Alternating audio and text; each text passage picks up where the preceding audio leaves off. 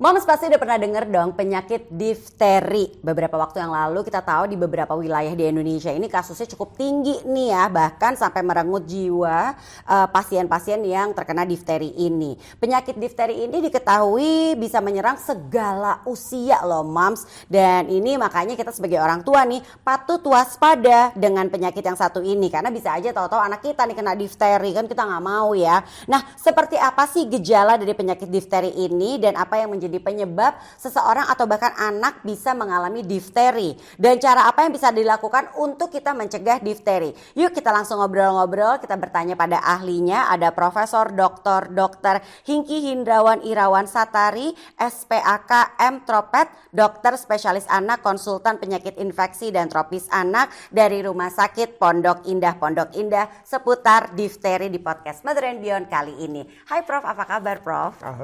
Alhamdulillah sehat ya. Ini kalau kita ngomongin soal difteri itu sebenarnya asing nggak asing gitu ya Prof ya.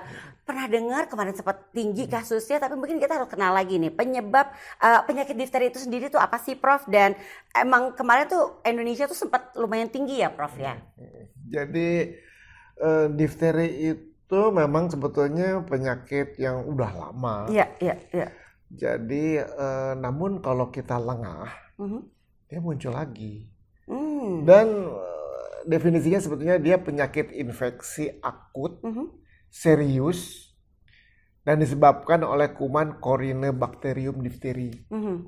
Jadi akut itu artinya mendadak. Setelah 3 hari tertular, dia langsung menunjukkan gejala infeksi. Tapi infeksinya bisa serius. Dan itu diperlihatkan dengan meninggalnya 7 anak di Garut. Ya, dan itu penyakit sebetulnya udah kita kendalikan dari sejak tahun 80-an. Ya, namun kalau misalnya kita lengah, maka si bakteri tersebut bisa menyebabkan yang namanya kejadian luar biasa. Iya. Sehingga menimbulkan kepanikan. Ini seperti kayak polio, kita tahu sudah bisa dikendalikan, tapi waktu itu sempat ada KLB lagi. Ini difteri juga gitu ya, Prof ya. Sekarang campak. Iya betul. Iya kan? Polio yang kita udah bebas tuh tahun. Kita udah bebas. Betul. Tapi kalau kita lengah, yang karena itu pernah dengar gitu Iya benar Prof. Padahal penyakit itu sangat berbahaya, sangat menular dan mematikan. Nah, penyebab difteri ini sendiri apa nih Prof? Dan anak tuh katanya lagi emang bisa dibilang rentan terhadap difteri ini sendiri ya Prof? Jadi si penyebabnya ini bakteri. Ya, bakterinya namanya Corynebacterium diphtheria. Dia karena namanya penyakit infeksi, setelah 3 hari tertular dari yang lain, maka dia menunjukkan gejalanya demam. Itu yang pertama tuh ya Prof ya? Terus batuk, terus pilek. Nah si kuman itu ada racun di dalamnya. Dia mengandung racun. Nah kalau si kuman terhirup oleh penularan dari saluran pernapasan, jadi ini airborne, sama lah kayak kalau COVID dilakukan tindakan juga menghasilkan kuman yang bisa ditularkan lewat udara, terhirup. Si toksin itu bisa mampir di mana-mana aja, tapi yang menyebabkan kematian diantaranya yang nempel pada saluran napas. Saluran napas kan mulainya di hidung, terus ke tenggorokan, terus ke paru-paru. Nah, si kuman itu melepaskan racun yang nempel di saluran napas atas, terus dia merusak, mematikan jaringan sekitarnya, sehingga menyumbat. Kalau menyumbat, bayangin anak kecil yang biasanya napas lega, tiba-tiba ada sumbatan.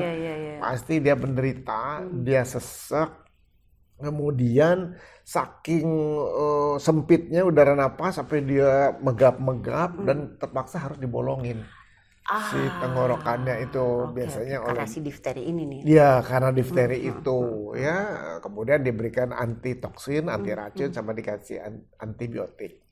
Selain itu, si racun itu bisa juga menyebabkan peradangan otot jantung.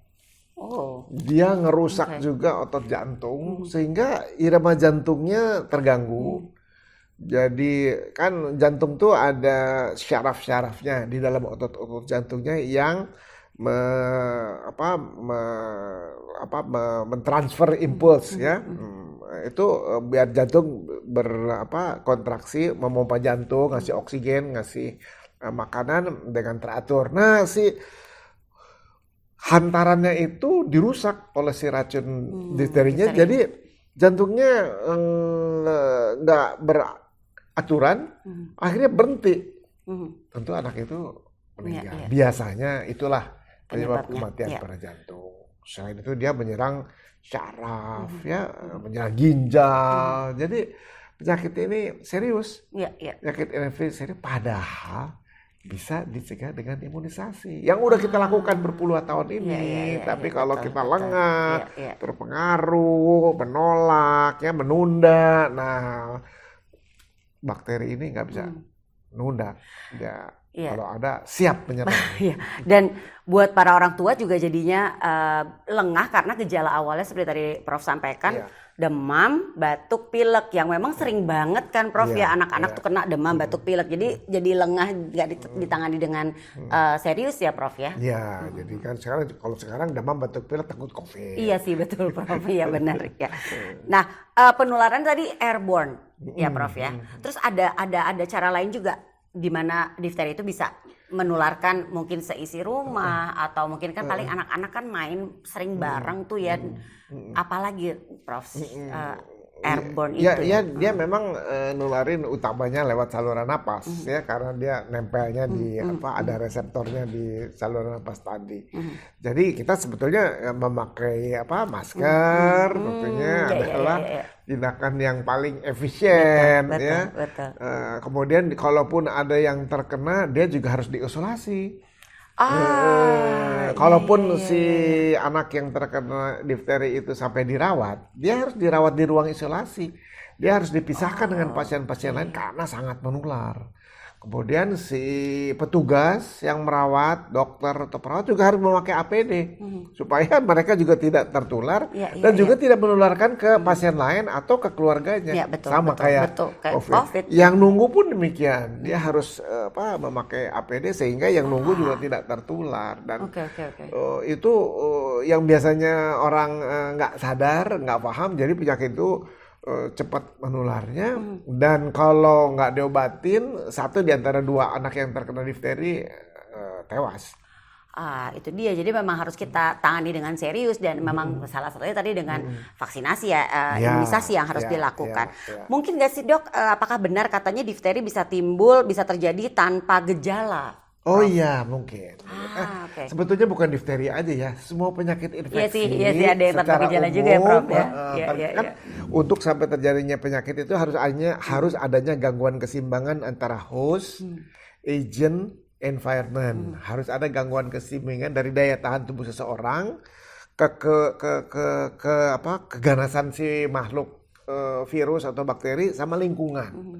Ya, jadi tentu saja ada suatu keadaan yang kalau di COVID kita bilang OTG, orang tanpa gejala, ya kan? Jadi dia nggak kelihatan kemana-mana bawa virus untuk COVID kan? Atau kemana-mana bawa bakteri untuk difteri. Jadi bisa tanpa menunjukkan gejala, bisa juga gejala yang ringan. Kalau misalnya ya daya tahan tubuh bagus, bakterinya nggak begitu banyak, ya tata sirkulasi darah baik, atau ada riwayat imunisasi.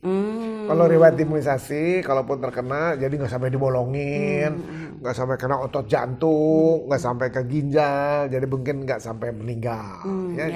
Itu memang secara umum penyakit infeksi di antaranya difteri ya tanpa gejala, gejala ringan, gejala berat, kematian.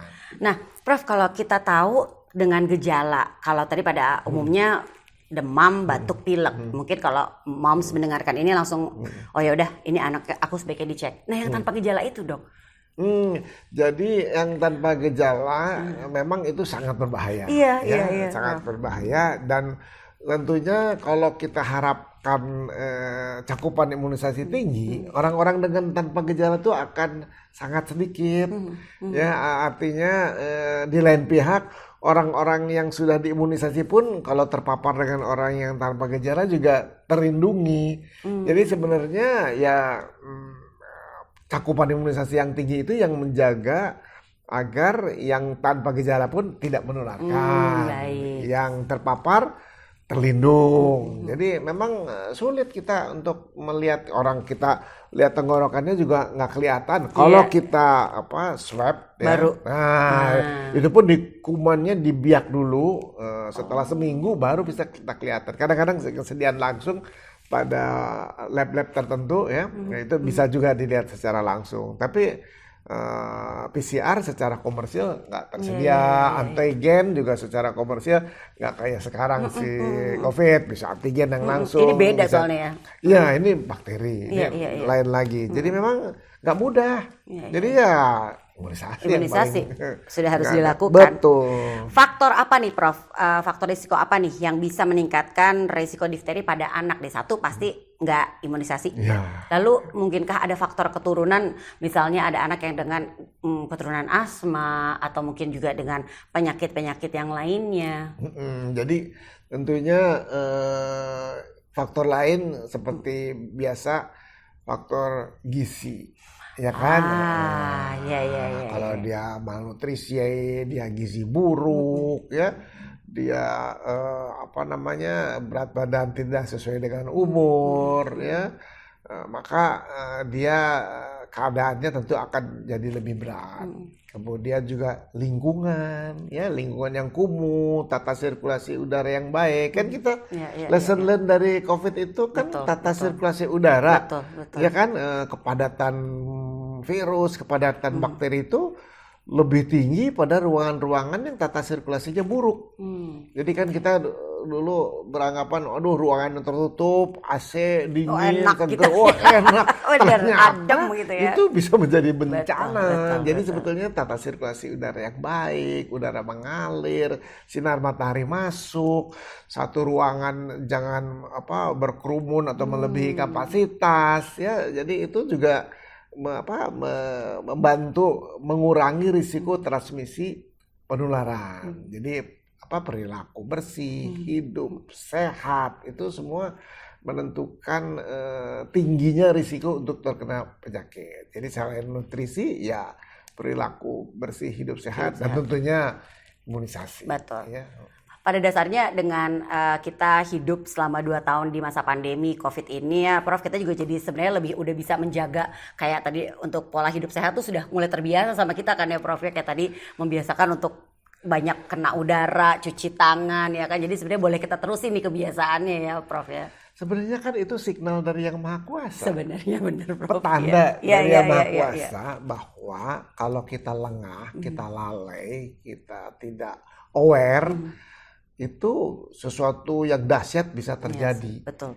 Dan setelah diberi peringatan itu harus ada lesson learn. Betul, jangan lengah habis udah gitu ya Prof ya. Kan ini pandemi sudah mereda, tapi kan kewaspadaan nggak boleh mereda. Betul.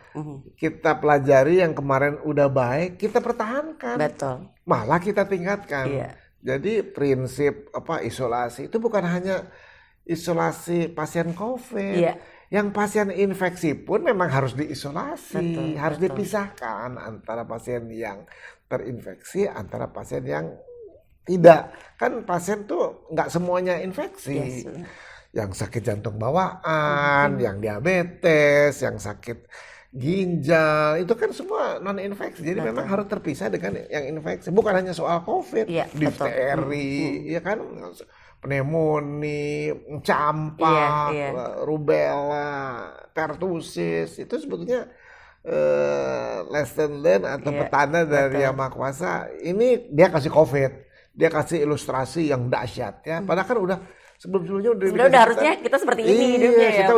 Kita udah pernah SARS-CoV-2, udah pernah MERS, udah pernah avian flu, udah pernah macam-macam. Jadi harusnya kita sekarang ada Marburg ya. Jadi Yang Maha Kuasa selalu memberikan peringatan. Mudah-mudahan masyarakat itu membaca. Betul. Dan jangan lengah, jangan udahlah ya santai sekarang sekarang santai nggak bisa. Nah, Prof, untuk pengobatan dari difteri ini sendiri seperti apa? Jadi ingin tahu, maksudnya kan kita tadi kan awalnya mungkin dari kayak batuk pilek biasa gitu ya. Nah tapi kan ternyata kalau kita biarkan itu efeknya dahsyat ya Prof ya, maksudnya banyak jangka panjangnya tuh akan sangat merugikan. Nah ini pengobatannya sendiri seperti apa sih Prof? Jadi memang sebetulnya kan harus dibuat diagnosis dulu ya. Kan kalau dokter anak kan secara rutin biasanya memeriksa tenggorokannya. Kalau dia misalnya dia batuk pilek, dia lihat yang tadi saya sebutin di tenggorokannya itu ada seperti selaput putih. Selaput putih, tapi kalau disentuh atau diangkat itu berdarah. Kemudian kelenjar getah bening leher juga membesar. Saking membesarnya kayak itu, kayak Gondongan gitu. bukan, kayak sapi. Jadi disebutnya bullneck. Bullneck. Mungkin kita udah jarang ya, jadi belum kebayang. Iya. Taunya gondongan gitu kan Prof. Gondong lain lagi itu di bawah ludah. Nah kemudian kan penyebabnya bakteri, kuman, obatnya tentunya antibiotik. Tapi yang menyebabkan komplikasi, kematian itu racun, toksin. Jadi harus dikasih juga anti difteri toksin. Jadi sekaligus yang udah menyebar si toksin itu, begitu kuman masuk, dia masuk ke dalam sel, merusak, terus melepaskan racunnya beredar ke seluruh tubuh. Nah itu harus dinetralisir. Karena yang membunuh kumannya sendiri adalah antibiotik, ya antibiotik membunuh kumannya, tapi toksin yang udah dilepaskan oleh si kuman itu harus dinetralisir. Nah itu dikasih antitoksin, ya itu diberikan sekaligus. Terus ya kalau demam tentunya dikasih demam, dan itu dilihat ada kriterianya tuh. Kalau udah seseknya tingkat tertentu dibolongin. Ya, terus kan dia kalau dibolongin susah makannya, jadi kita ngasih harus nutrisi juga yang cukup supaya si anak itu selain selain antibiotik kan harus juga diberi terapi penunjang kan. Jadi penunjang itu dari kekebalannya sendiri dapat dari makanan, dari istirahat ya. Kemudian oksigen tentunya selama dia menggap-menggap itu, karena kekurangan oksigen sendiri bisa bikin kejang, ya, bisa penderitaan, ya, sampai bisa menyebabkan kematian.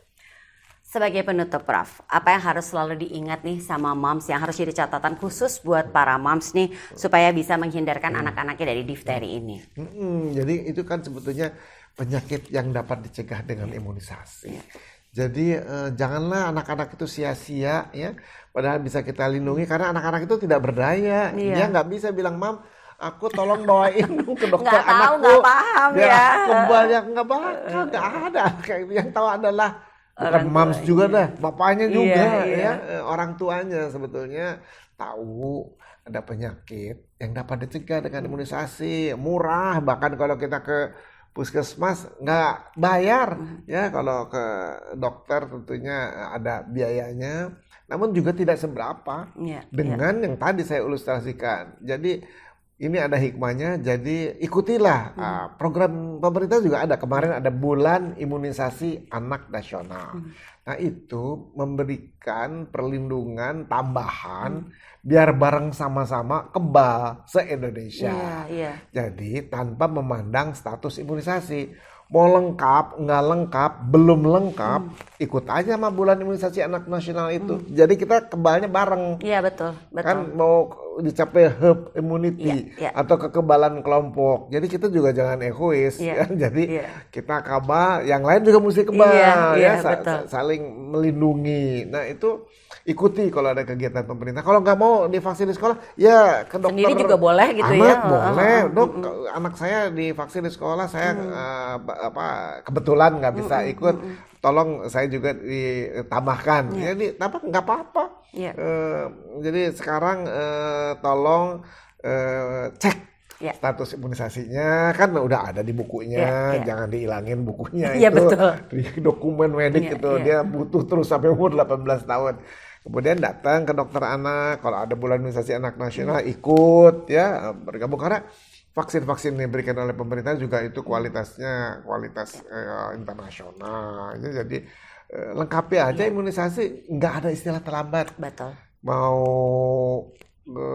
sebulan terlambat, mau setahun terlambat, pokoknya datang, yang lain nggak dianggap hangus, segera setelah sehat tambahkan, lengkapi ke dokter yang terdekat atau langganan. Tapi satu penasaran lagi nih Prof jadinya. Kalau misalnya anaknya sudah mulai dewasa atau mungkin orang tuanya setelah mendengarkan podcast ini, dulu aku udah divaksin belum ya? Gitu. Nah ini gimana Prof? Karena kan ini juga bukan cuma buat anak-anak kan. Apakah misalnya di saat kita sudah dewasa, perlukah kita vaksin lagi untuk difteri ini? Kalau sebetulnya sih ya bangsa militer yang akan berangkat itu mereka divaksin, ya kan? Kalau kita tentu saja tergantung umurnya deh ya. Iya. Paling enggak sudah ada kan. Jadi kalau misalnya kita ada keluarga kita yang difteri juga, tentunya kita. Boleh ya kita divaksinasi dan juga dikasih obat pencegahan, dikasih antibiotik pencegahan ya kalau sampai ada keluarga kita ya. Tapi kalau misalnya